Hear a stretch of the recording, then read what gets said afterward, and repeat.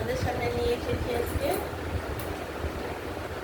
লাউয়ের পোকা দিয়ে সব রকমের সবজি দিয়ে একটা তরকারি, যেটাকে লাউ শাক বলে অনেকে, আবার আলু বলে কি, লাউয়ের পোকা দিয়ে সবজি। কিন্তু শাক না, এটাতে নানা রকম সবজি দিয়েছি। তো তোমরা তোমার বলার আগে তোমরা আমাকে প্লিজ একটা সাবস্ক্রাইব করে দাও, বলে থাকতে থাকতে।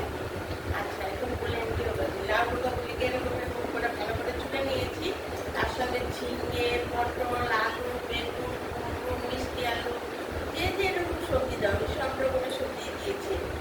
দিয়ে তারপর তেলের মধ্যে 5 ফোড়ন দিয়ে দিয়েছি। তেলটা যখন গরম হয়েছে তখন শুকনো লঙ্কা দিয়েছি, দিয়ে 5 ফোড়ন দিয়েছি, দিয়ে সব সবজিগুলি দিয়ে দিয়েছি।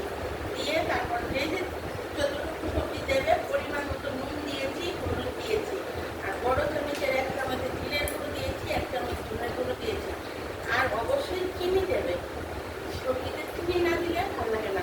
তার জন্য কি করেছি, বড় ঠিক এইটুকু, মানে 1 বাটি সবজি হবে, তো আমি প্রায় এতটুকু চিনি দিয়েছি। চিনি দিয়ে তারপর সবজিটাকে ভালো করে